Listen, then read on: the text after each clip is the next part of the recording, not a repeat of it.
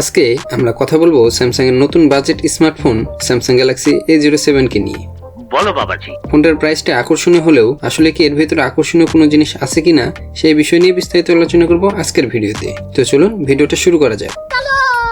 Samsung Galaxy A07 দেখতে মোটামুটি simple আর clean ডিজাইনের। ফোনটি খুব বেশি প্রিমিয়াম না হলেও হাতে নিলে খুব একটা ভারীও লাগে না। এর কারণ হচ্ছে এর ওজন রাখা হয়েছে প্রায় 184 গ্রাম এবং পুরুত্ব প্রায় 7.6 মিলিমিটার, ফলে এক হাতে ব্যবহার করা মোটামুটি সহজ। বলো কি, তুমি সত্যি বলছো? ফোনটির সামনে গ্লাস থাকলেও পেছনের দিক আর ফ্রেম পুরোপুরি প্লাস্টিকের তৈরি, যার ফলে হাতে ধরে কিছুটা সস্তা ফিল পাবেন। এটাই বাস্তব। এছাড়া ফোনটিতে ব্যবহার করা হয়েছে IP54 এর রেটিং। মানে আমি বুঝলাম না, এই প্রাইস পয়েন্টে অন্যান্য ফোনগুলো যেখানে 64 মিনিমাম দিয়ে থাকে সেখানে স্যামসাং দিয়েছে IP54। মানে কি বলবো, যাই হোক।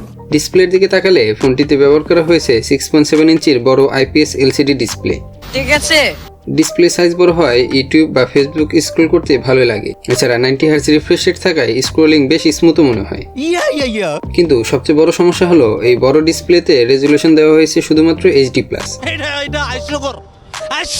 এত বড় স্ক্রিনে HD+ রেজুলেশন হওয়ায় লেখা বা ভিডিও খুব একটা শার্প দেখায় না। এছাড়া পিক ব্রাইটনেস কম হওয়াতে সূর্যের আলোতেও ব্রাইটনেস খুব একটা ভালো দেখায় না। বলেন কি?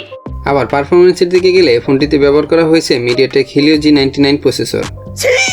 সাধারণ কাজ যেমন ইউটিউব দেখা, ফেসবুক চালানো মোটামুটি ভালোই চলে, কিন্তু যারা নিয়মিত গেম খেলেন তাদের জন্য এই ফোনটা মোটেও রেকমেন্ডেড না।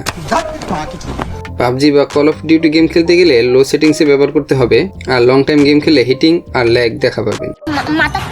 র্যাম আর স্টোরেজের কথা বলতে গেলে 8GB র্যাম এবং 256GB পর্যন্ত স্টোরেজ ভেরিয়েন্ট পাবেন। তবে ভালো বিষয় হচ্ছে স্টোরেজ বাড়ানোর জন্য মাইক্রো SD কার্ড ব্যবহার করার সাপোর্ট রয়েছে। Thank you sir. ক্যামেরার কথা বলতে গেলে 50 মেগাপিক্সেলের একটি মেইন ক্যামেরা এবং 2 মেগাপিক্সেলের ডেপথ সেন্সর দেওয়া হয়েছে। দিনের আলোতে ছবি মোটামুটি ভালোই তোলে, কালারও ঠিকঠাক থাকে, কিন্তু লো লাইটে গেলেই ক্যামেরার আসল দুর্বলতা ধরা পড়ে। ছবিতে নয়েজ আসে, ডিটেলসও কম তোলে। সবচেয়ে বড় সমস্যা হলো এখানে কোনো OIS নেই, ফলে ভিডিও করার সময় একটু হাত নড়লেই আমার হোগা মারা শেষ। সামনে 8 মেগাপিক্সেলের সেলফি ক্যামেরা দেওয়া হয়েছে, যেটা দিয়ে শুধু ভিডিও কল বা সাধারণ সেলফির জন্য ঠিক আছে। ফোনটিতে সাইড মাউন্টেড ফিঙ্গারপ্রিন্ট সেন্সর দেওয়া হয়েছে, যেটা বলা যায় ভালোই ফাস্ট। এছাড়া খুশির সংবাদ হচ্ছে 3.5 মিলিমিটার হেডফোন জ্যাকও রাখা হয়েছে। ব্যাটারির দিকে তাকালে 5000 mAh ব্যাটারি দেওয়া হয়েছে, তবে চার্জিং স্পিড মাত্র 25 ওয়াট। এইটা কি কোনো কথা? সফটওয়্যার দিক থেকে ফোনটি Android 15 এবং স্যামসাং এর One UI 7 এ চলবে। আর কিছু? এখানে সবচেয়ে বড় প্লাস পয়েন্ট হলো স্যামসাং দাবি করছে তারা এখানে প্রায় 6 বছর পর্যন্ত সফটওয়্যার ও সিকিউরিটি আপডেট দিবে। সবশেষে যদি ভালো ও মন্দ দিক মিলিয়ে বলি, শুধু কল, ইউটিউব, ফেসবুক আর হালকা ব্যবহারের জন্য ফোন চান তাহলে এটা মোটামুটি চলার মতো। কিন্তু যদি আপনি ভালো ডিসপ্লে, দ্রুত পারফরমেন্স আর ক্যামেরা প্রেমী হন, তাহলে এই বাজেটে অন্য ব্র্যান্ডের ফোনগুলো দেখাই বুদ্ধিমানের কাজ হবে।